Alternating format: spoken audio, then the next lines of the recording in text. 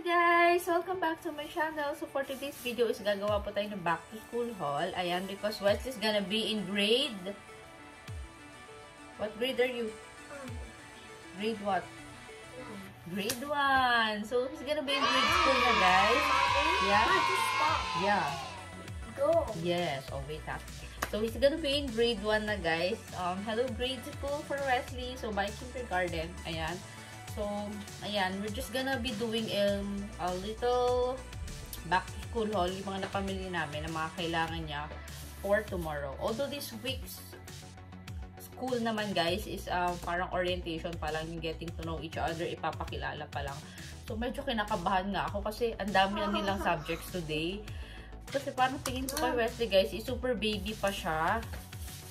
Parang feeling ko hindi niya pa kaya yun. So, they have a lot of subjects. Ayan. So, parang feeling ko, mas na-excite ako na kinakabahan. Parang ako yung papasok sa school. But, yeah. Yeah. This orange. Yes. So, guys, ayan. Sisimulan na po natin. Yung una po natin ipapakita is school shoes. Ayan. This ones, guys, is very good. Kasi may memory foam po siya. Ayan, memory foam. Kasi yung last time na nabili namin na Superman is ano din siya guys, is super lambot sa paa. Yung Wesley kasi is medyo chubby po siya. Ayan, although he's tall naman for his age, 6 years old siya. So parang mga nasa 4 feet plus na siya. Ayan, mga 4'2" na ata si Wesley. So ayan. Memory foam guys, ang lambot nito sa paa kasi minsan nagtatakbo siya sa school pag hindi pa time. Minsan maaga kasi kami pumapasok sa school. So nagpa-play muna siya while waiting for the teacher. So itong memory foam guys, so ibig sabihin super lambot sa paa. And super tibay guys. Alam niyo po ba yung Superman shoes niya is napamigay pa namin. Ayan. So this is from the department store.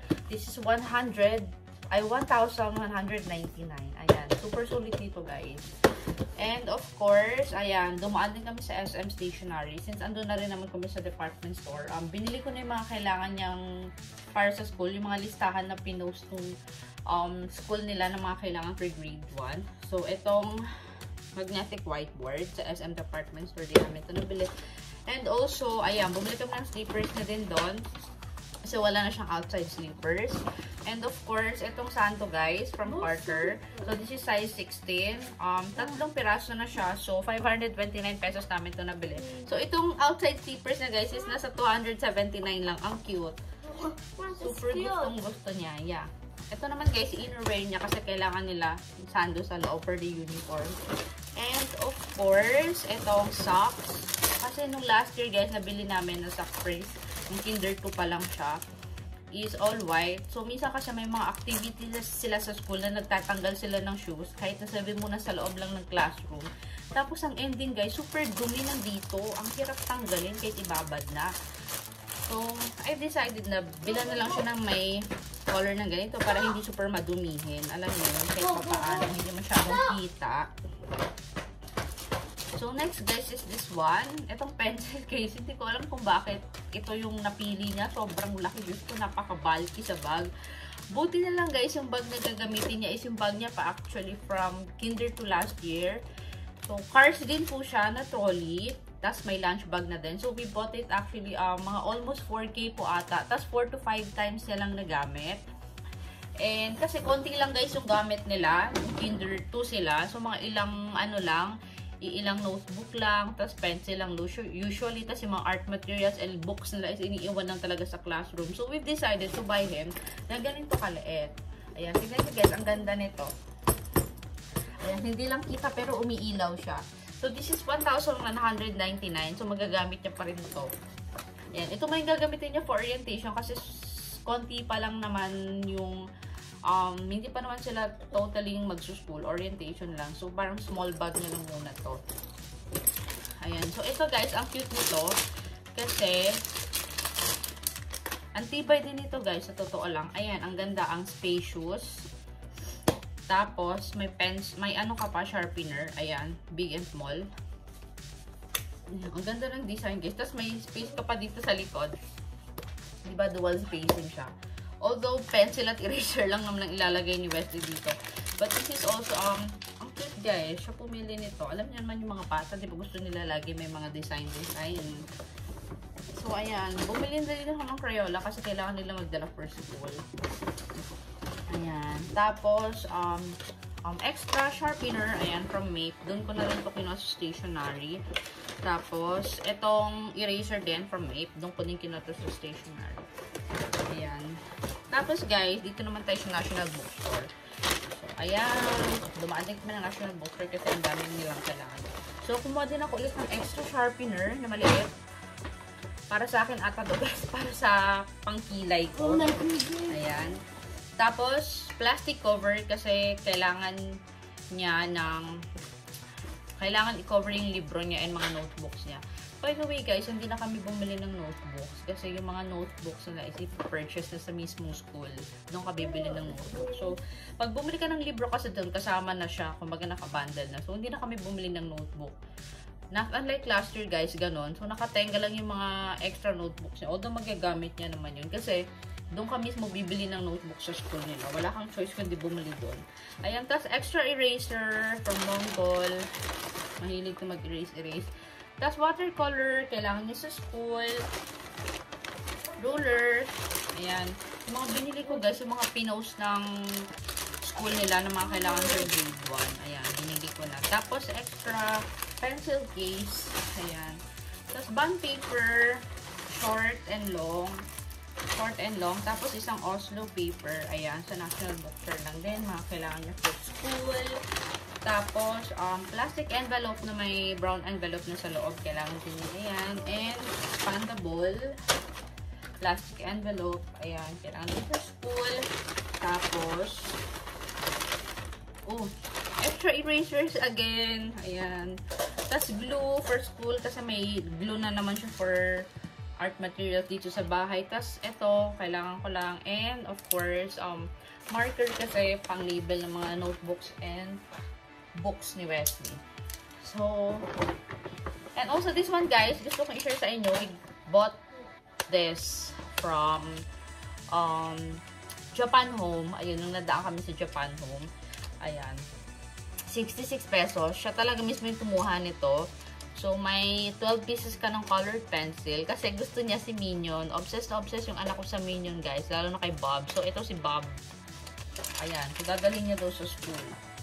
Ayun lang. And finally, guys, yung mga pencils, hindi na kami bumili kasi ang dami niya pencils na natira. This one, ayan. Ang dami niya pang natirang pencil kasi bumili na kami ng box na ganito. So, mga 2 or 3 pa lang yung nagagamit niya. Ayan. So, lang, ilalagay na natin sa bag yung mga kailangan tomorrow. Oh, Wesley, help mommy. Come here. What are you gonna bring tomorrow for school? This one? So, ayan. May artwork na kasi silang gagawin bukas, guys. May mga coloring na daw silang art na gagawin bukas. So, magdadala siguro siya ng colored pencil and crayon. Ayan. Tapos, syempre, yung pencil case niya, dadali na din natin to. Ayan, so maglalagay tayo ng eraser niya. I think itong MAPE or Stabilo. Ito, guys, sa Stabilo na to, ang ganda nitong eraser na to. Sobrang tipid niyang gamitin. Hindi siya basta-basta napupod-pod. Ayan, kasi ganito din yung eraser niya last year. And siguro mga 3/4 pa. Ayan. Kaya bumili ako ng extra. So, ayan, mag-sharpen muna tayo. Dito na lang tayo mag-sharpen. Ang kailangan yung pencil para bukas. Parang naaalala ko, guys, ganito din ako dati. This is for pencil. Yeah. How was that? Ayan. So, we're gonna put this here, West half. So, you'll have a pencil tomorrow. And, of course, maglalagay na din tayo ng eraser. Wesley's eraser, okay? So, I think we're gonna use this MAPE. This white, okay? But this pencil. You also want to bring that one? Oh, that's not a pencil. That's a, this is a pen. This is pen. Yan, guys. So, yung mga snacks niya, syempre, bukas na natin yun ma-prepare. Ayan. So, magdadala din siguro tayo ng isang notebook. Notebook niya. Kasi can you get your notebook there? Give it to mom.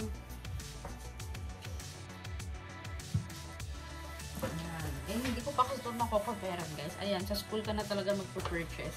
And ito pa, guys, shocking ha. May math notebook na sila, in fairness. Ayan. May math notebook na sila, grade 1. Imagine. Ayan. So, ang dami na nilang 2, 4, 6, 7. Ang dami na nilang notebook. So, ayan. Siguro magpapadala lang ako ng isa yung extra notebooks niya.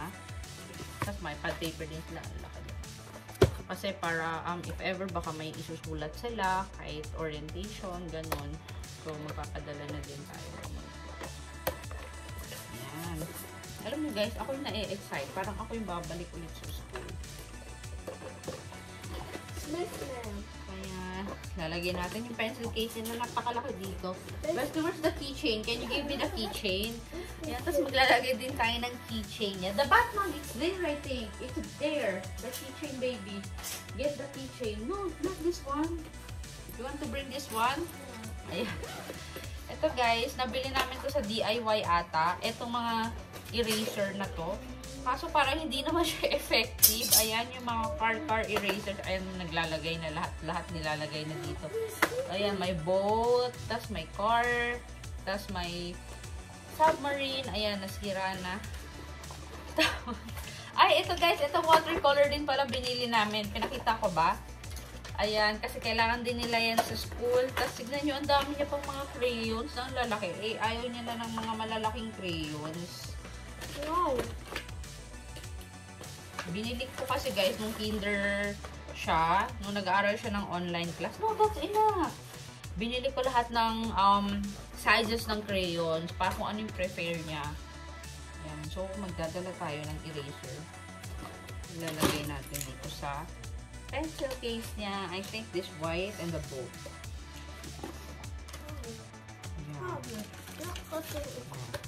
Diba ang cute?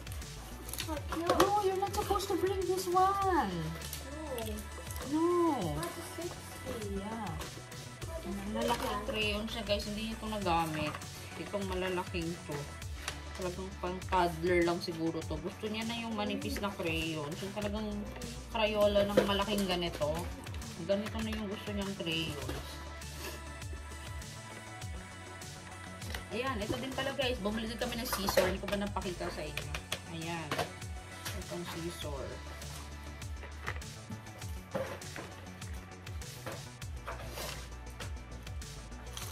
So, ayan lang guys. Ito. So, mag-aayos na muna ako ng mga gamit ni Wesley. So, thank you so much guys for watching and I hope you had fun because I did. We did too. Wesley, come here. Say bye.